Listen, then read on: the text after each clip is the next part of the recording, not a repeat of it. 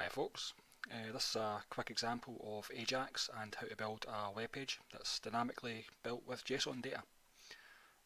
This can be used to build database driven sites, and you can get JSON data from various places like web APIs, databases, but we're just going to fetch a JSON file directly from our dev server, and we'll be able to just put that data straight onto our web page.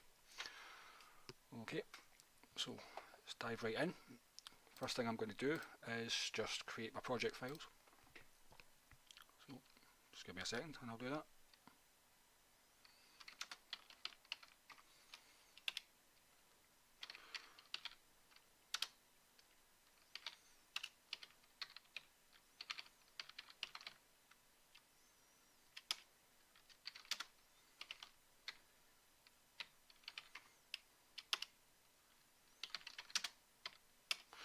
I'm going to use Visual Studio Code to build this. You can use anything you want really.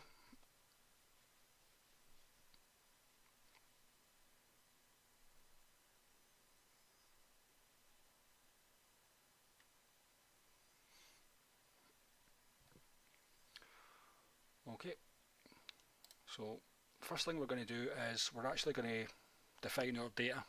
Now it's just going to be a very simple example of some JSON data. So what we're going to do first is create a new file. We'll call it data.json. Okay, and now we're just going to type our JSON into this. Put our curly braces. I'm just going to say fname. It's going to be my first name. I'm going to have lname. That'll be my last name.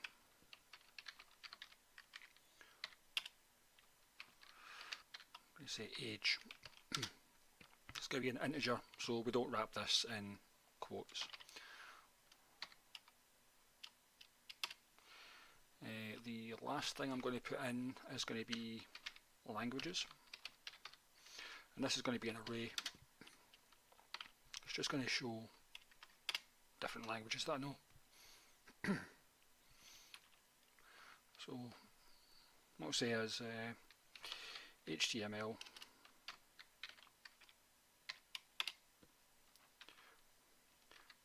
CSS and JavaScript.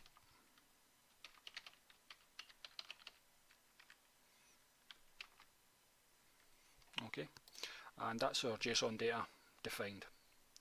So now what we're going to do is we will create an index.html page, and we'll put some boilerplate code in that.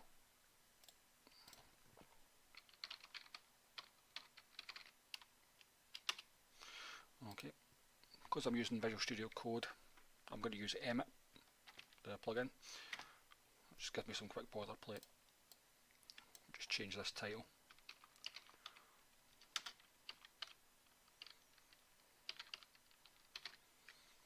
Okay. Now we're going to want some markup in this. Just some placeholders just now, and then we'll swap the placeholders out for whatever data we're going to get. So first thing I'm going to do is I'll create a container, just a div here. Okay. And I'm going to have, well, I'm going to put 4 things in this.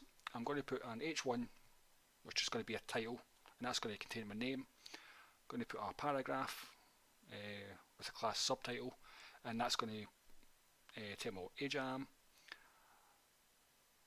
The next line is just going to say you know the following languages, and then the 4th item is going to be an unordered list, and we're just going to look through an array once we fetch the data and put those languages in as list items. So we'll get started on that right now. We'll say h1. I'm going to give this the class of title. And I'll say this is a title. This is just this is just a placeholder for now. We're actually going to swap this data out for what we've fetched. Next thing will be a paragraph. going to have the tag subtitle.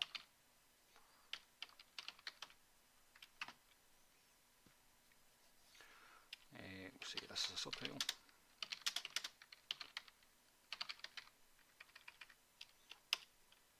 We'll have another paragraph. We won't give this one a class. It's just going to say, you know the following languages.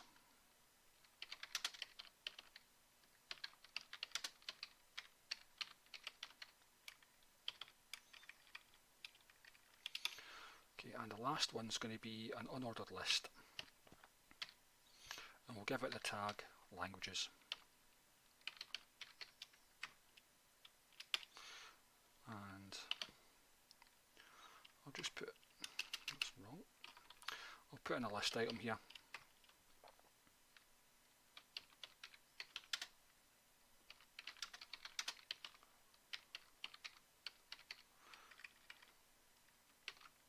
Okay. So we can actually just go ahead and start this up in our dev server just now. Dev server I'm using is live server. It's this one here. You can get it on VS Code. I think you can get it on Atom as well. So any dev server you're using will be fine. So I'm just going to start this one up.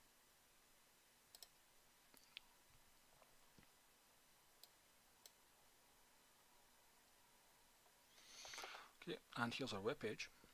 So we go, this is the title, subtitle, following languages, and then a list. So let's get this up.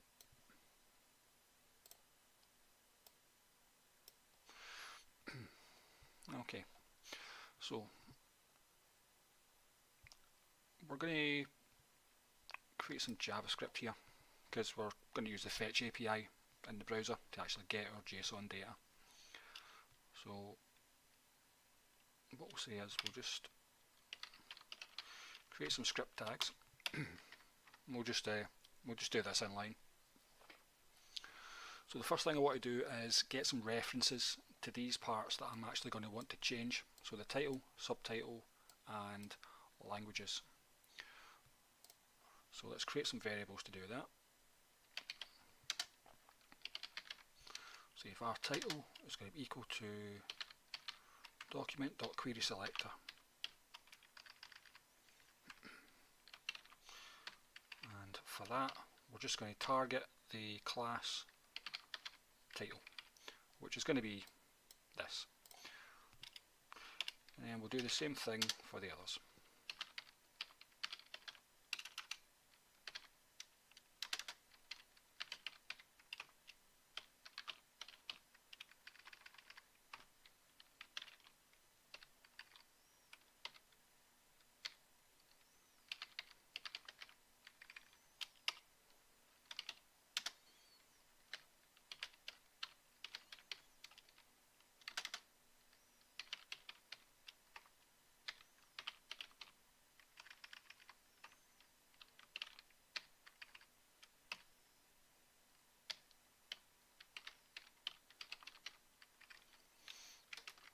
Okay, so that's going to give us references to these three items here.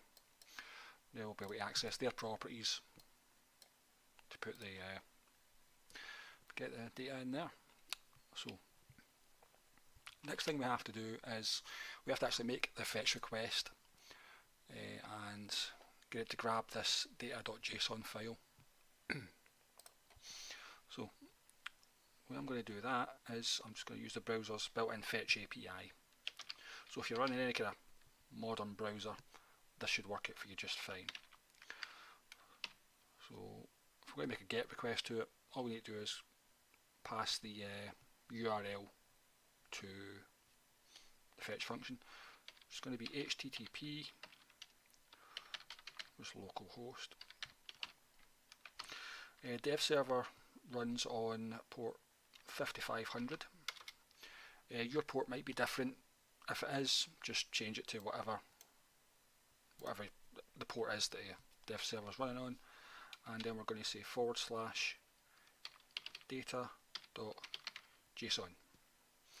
because this is going to be in this data.json file is going to be in the root directory alongside the index.html. So this URL will find this. Okay, now this is going to return a promise, so we have to actually resolve that. Do that with a then function.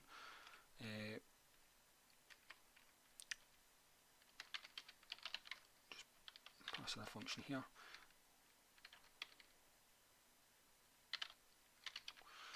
Okay. Now the response is going to come in, or whatever it fetches from this URL will come into this function and be stored in the response argument here. So it's going to come in as a buffer. So if we were to console log it out just now, wouldn't make much sense. So we have to actually change it into either text or a JavaScript object. The Fetch API actually gives us a way to do that very simply. So we can return the response, and we're going to call a function, the response object called .json. Okay, now that's going to convert it into a JavaScript object, and then we can pass that on to another function. There's other ways you can get this data. JSON's going to give you the JavaScript object, as I said before. You've also got blobs. You could convert it into a blob if you wanted to. Form data.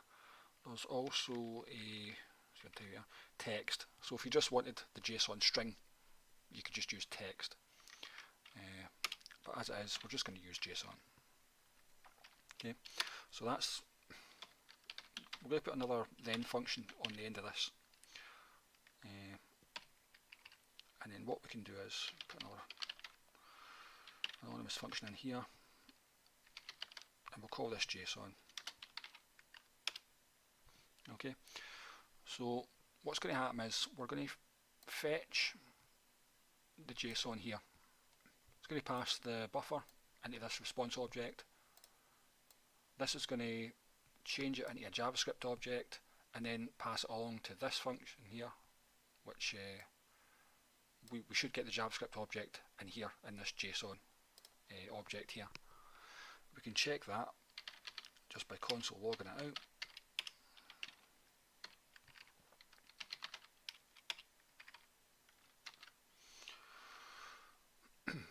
Okay,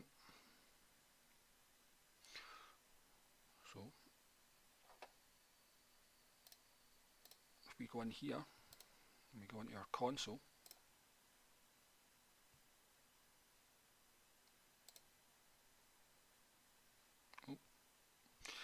something's went wrong. Something's wrong with our JSON data.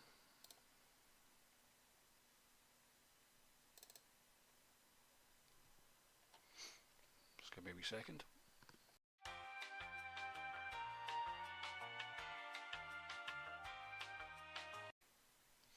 Okay, panic over. What I'd actually done is I'd actually missed off these two forward slashes on the URL, so that's all that was wrong there. So make sure it's http://. That's just the two forward slashes that I missed. So there we go. But anyway, the point is, if we go into our console now, we can actually see we are getting our object. So just expand this. So we're getting a string here, fname. We're getting our age, which is an integer, and we're getting an array back with our 3 languages. We've also got last name here, that's a string. Okay, so we know we're getting the data. So now we want to be able to actually put it all in here or in there. So we're going to get rid of this console log here because we just use that for testing purposes, and it's a good thing we did because it messed up the URL. But we're going going to use these references here to actually do this. Okay, so we'll get rid of the console log, and then we'll say we'll say title.innerHTML. Okay, so we're going to create a string from this, and we're going to say welcome, and then we'll just add our data onto it. This is going to be our name, so the way we would access this would be JSON.fname.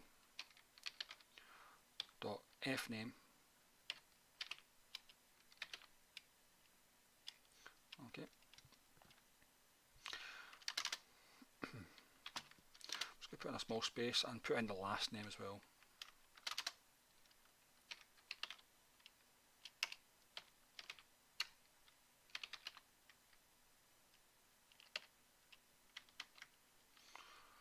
Okay, so we'll give this a quick little test right now,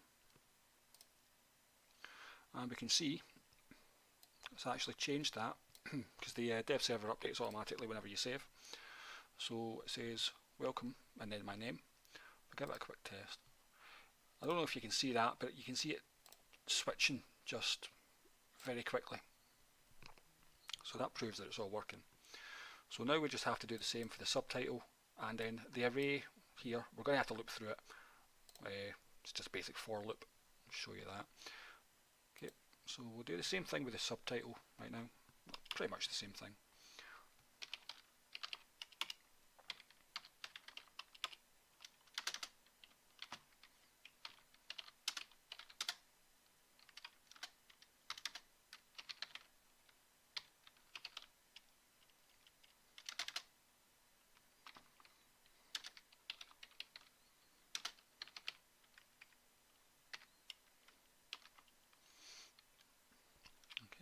Give that a quick test as well.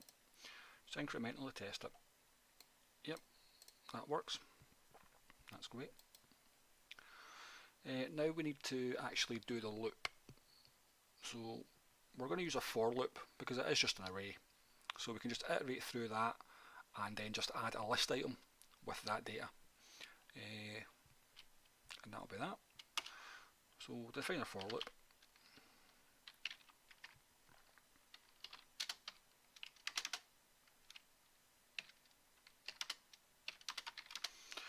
It's going to be JSON.languages.length.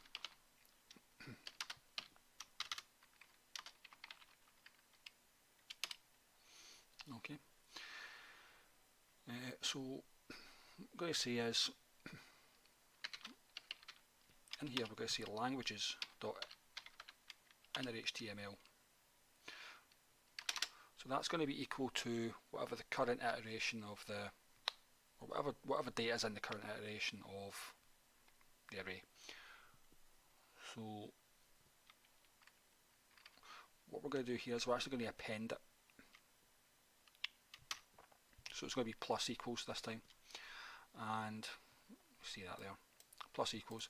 And that way it's just going to add each list item onto the end of this languages.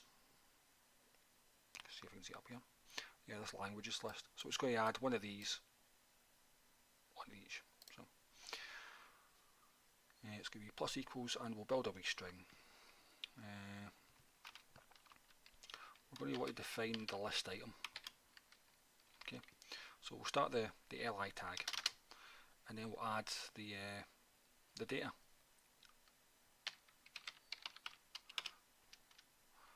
Language I for the current iteration, and it's that will be that.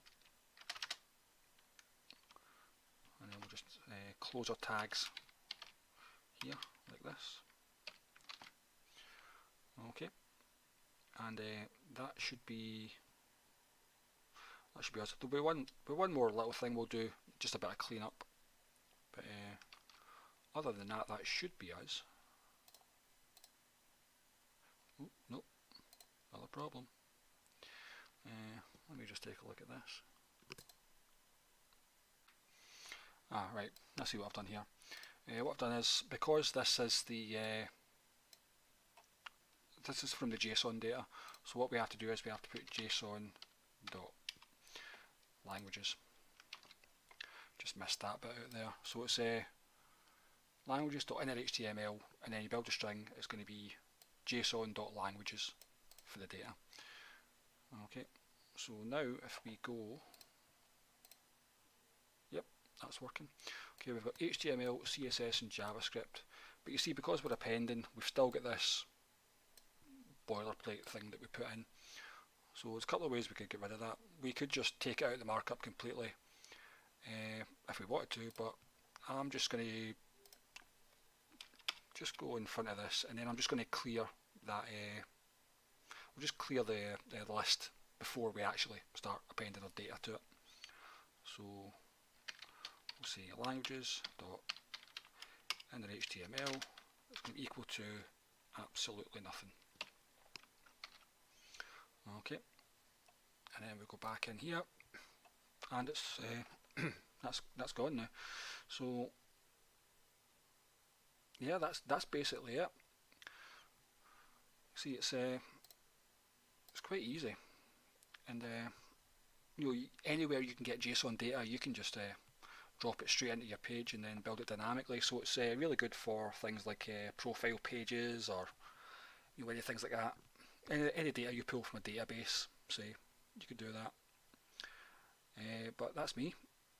So I hope this was okay, and I'll see you guys soon.